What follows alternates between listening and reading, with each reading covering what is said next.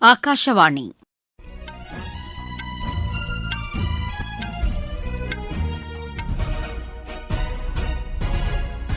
செய்திகள் வாசிப்பவர் சித்ரா பாலசுப்ரமணியன். தலைப்புச் செய்திகள். குவைத், கத்தார், ஓமன் நாடுகளின் இறையாண்மையும் எல்லைகளும் பாதுகாக்கப்பட வேண்டும் என பிரதமர் திரு நரேந்திர மோடி வலியுறுத்தியுள்ளார்.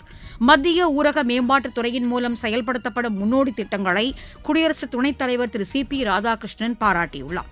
பெட்ரோலியப் பொருட்கள் தடையின்றி கிடைக்க நடவடிக்கை எடுக்கப்பட்டுள்ளதாக மத்திய அமைச்சர் திரு ஹர்தீப் சிங் பூரி தெரிவித்துள்ளார். மேற்காசிய நாடுகளில் மோதலை உடனடியாக நிறுத்த தூதரக அளவிலான பேச்சுக்கள் நடத்தப்பட வேண்டும் என இந்தியா வலியுறுத்தியுள்ளது. ஈரானின் டெஹ்ரான் நகரில் உள்ள இந்திய மாணவர்களை பாதுகாப்பான இடங்களில் தங்க வைக்க தூதரக நடவடிக்கைகள் மேற்கொள்ளப்பட்டுள்ளன. இனி விரிவான செய்திகள். வளைகுடா நாடுகளின் தலைவர்களுடன் பிரதமர் திரு நரேந்திர மோடி இன்று தொலைபேசியில் தொடர்பு கொண்டு பேசினார். குவைத் நாட்டின் பட்டத்து இளவரசர் ஷேக் சபா அல் காலிதை தொடர்பு கொண்டு பேசிய பிரதமர், குவைத் நாட்டின் இறையாண்மைக்கும் எல்லைகளுக்கும் பாதிப்பை ஏற்படுத்தும் வகையில் நடைபெறும் தாக்குதல்களை இந்தியா கண்டிப்பதாக கூறியுள்ளார். இக்கட்டான இந்த சூழ்நிலையில் குவைத் மக்களுக்கு இந்தியா துணை நிற்கும் என்றும் அவர் கூறியிருக்கிறார். வளைகுடா மற்றும் மேற்காசிய மண்டலத்தில் அமைதியும் அரசியல் சூழ்நிலையும் மேம்பட வேண்டும் என இந்தியா விரும்புவதாகவும் அவர் குறிப்பிட்டுள்ளார். குவைத்தில் உள்ள இந்திய மக்களின் பாதுகாப்புக்கு அந்நாட்டு அரசு எடுத்து வரும் நடவடிக்கைகளை பிரதமர் திரு நரேந்திர மோடி நன்றி தெரிவித்தார். கத்தார் நாட்டு அரசர் திரு ஷேக் தாமீம் பின் ஹமதுடன் உரையாடிய பிரதமர் திரு நரேந்திர மோடி அந்நாட்டில் அமைதியை நிலைநாட்டுவதற்கான முயற்சிகள் மேற்கொள்ளப்பட வேண்டும் என கூறினார். சவாலான தருணத்தில் இந்திய மக்களுக்கு பாதுகாப்பு அளித்து வருவதை வரவேற்பதாகவும் அவர் தெரிவித்தார். ஓமன் நாட்டு அரசர் திரு ஹைத்தம் பின் தாரிக்கை தொடர்பு கொண்டு பேசிய பிரதமர் மேற்காசிய நாடுகளில் நிலவும் சூழ்நிலை குறித்து கேட்டறிந்தார். மோதல் போக்கை விரைந்து முடிவுக்கு கொண்டுவர வேண்டும் என இந்த உரையாடலின் போது இரு தலைவர்களும் தெரிவித்தனர். ஓமன் நாட்டில் உள்ள இந்தியர்களை பாதுகாக்க அந்நாடு எடுத்து வரும் முயற்சிகளை பாராட்டுவதாகவும் பிரதமர் திரு நரேந்திர மோடி தெரிவித்தார். வண்ணங்களின் திருவிழாவான ஹோலி பண்டிகை நாளை கொண்டாடப்படுவதையொட்டி குடியரசுத் தலைவர் திருமதி திரௌபதி முர்மு மக்களுக்கு வாழ்த்து தெரிவித்துள்ளார். அவர் விடுத்துள்ள வாழ்த்துச் செய்தியில், மகிழ்ச்சி கொண்டாட்டத்தை வெளிப்படுத்தும் ஹோலி பண்டிகை சமூக நல்லிணக்கத்தை பிரதிபலிக்கட்டும் என கூறியுள்ளார். சமூகத்தின் அன்பையும் நம்பிக்கையையும் விதைக்கும் பண்டிகையாகவும் ஒன்றுபட்டு வாழும் உணர்வையும் ஹோலி பண்டிகை வலியுறுத்துவதாகவும் அவர் தெரிவித்துள்ளார். வேற்றுமையில் ஒற்றுமை என்ற நாட்டின் இறையாண்மையின் சின்னமாக ஹோலி பண்டிகை விளங்குவதாகவும் குடியரசுத் தலைவர் திருமதி திரௌபதி முர்மு கூறியிருக்கிறார். மத்திய ஊரக மேம்பாட்டு அமைச்சகத்தின் மூலம் மேற்கொள்ளப்பட்டு வரும் சமூக மாற்றத்திற்கான திட்டங்களை குடியரசு துணைத் தலைவர் திரு சி.பி. ராதாகிருஷ்ணன் பாராட்டியிருக்கிறார். புதுதில்லியில் இன்று மத்திய ஊரக மேம்பாட்டுத்துறை அமைச்சர் திரு சிவராஜ் சிங் சௌகான், இணையமைச்சர் திரு சந்திரசேகர் பெம்மசானி ஆகியோர் குடியரசு துணைத் தலைவரை சந்தித்து தங்களது அமைச்சகத்தின் கீழ் மேற்கொள்ளப்பட்டு வரும் சமூக மேம்பாட்டு திட்டங்களை எடுத்துரைத்தனர். அனைவருக்கும் வீடு, கிராமப்புற வேலைவாய்ப்பு, திறன் மேம்பாடு, சமூக கட்டமைப்பு திட்டங்கள் ஆகியவை குறித்து குடியரசு துணைத் தலைவர் கேட்டறிந்தார். வளர்ச்சியடைந்த இந்தியாவுக்கான கிராமப்புற வேலைவாய்ப்பு இயக்கம், பிரதமரின் கிராம சாலை திட்டம், பிரதமரின் கிராமப்புற வீட்டு வசதி திட்டம் உள்ளிட்ட முன்னோடி திட்டங்கள் மூலம் ஊரகப் பகுதி மக்கள் அதிக அளவில் பயன்பெற்று வருவதை குடியரசு துணைத் தலைவர் திரு சி.பி. ராதாகிருஷ்ணன் வரவேற்றார். பெட்ரோலியப் பொருட்கள் தடையின்றி கிடைக்க நடவடிக்கை எடுக்கப்பட்டுள்ளதாக பெட்ரோலியத்துறை அமைச்சர் திரு ஹர்தீப் சிங் பூரி தெரிவித்துள்ளார். புதுதில்லியில் இன்று செய்தியாளர்களிடம் பேசிய அவர், மேற்காசிய நாடுகளில் நிலவும் மோதல் காரணமாக பெட்ரோலியப் பொருட்களின் இறக்குமதி பாதிக்கப்பட்டுள்ள போதிலும் மாற்று வழிகளில் உள்நாட்டு எரிசக்தி தேவையை பூர்த்தி செய்வதற்கான நடவடிக்கைகளை மத்திய அரசு எடுத்துள்ளதாக தெரிவித்தார்.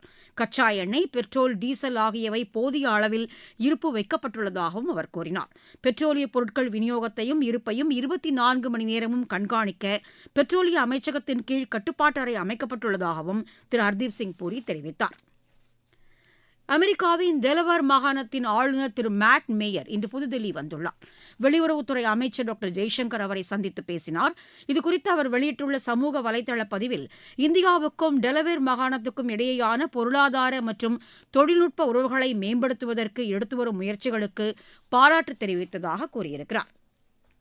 உலக வன விலங்குகள் தினம் பூமியின் மகத்தான உயிரி பன்முகத்தன்மையின் கொண்டாட்ட தினமாக விளங்குகிறது என மத்திய சுற்றுச்சூழல் மற்றும் வனத்துறை அமைச்சர் திரு பூபேந்தர் யாதவ் தெரிவித்துள்ளார்.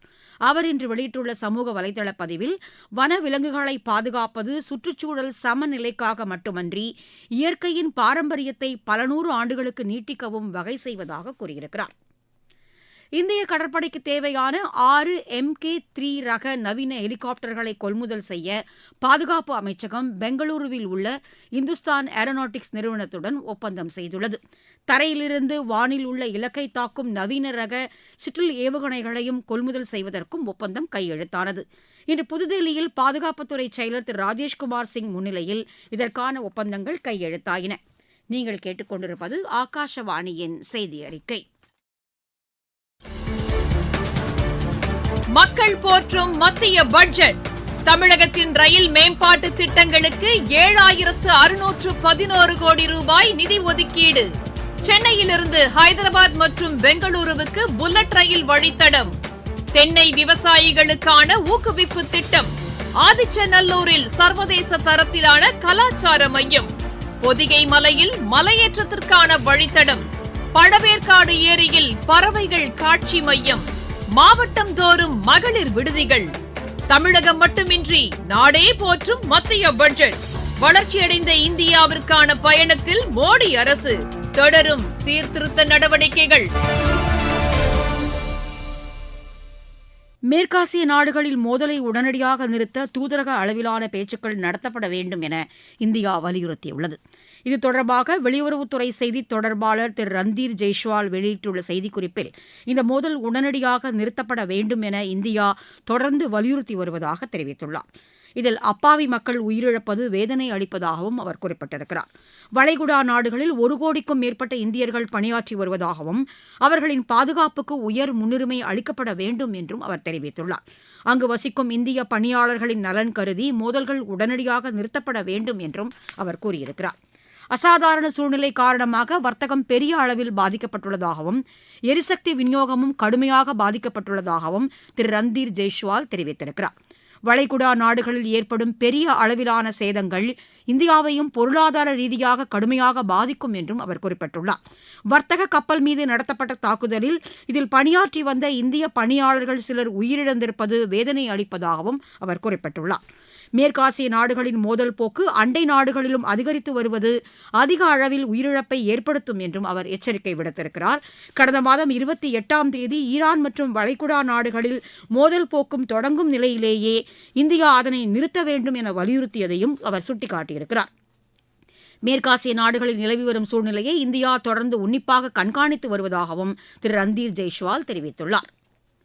ஈரானின் டெஹ்ரான் நகரில் நிலவி வரும் பதற்றமான சூழ்நிலை காரணமாக அங்குள்ள இந்திய மாணவர்களை பாதுகாப்பான இடங்களில் தங்க வைப்பதற்கான முயற்சிகளை அந்நாட்டில் உள்ள இந்திய தூதரகம் மேற்கொண்டு வருகிறது. மாணவர்களை அழைத்துச் செல்வதற்கும் உணவு மற்றும் தங்குமிடத்திற்கான ஏற்பாடுகளும் தூதரகம் மூலம் செய்யப்பட்டு வருகின்றன.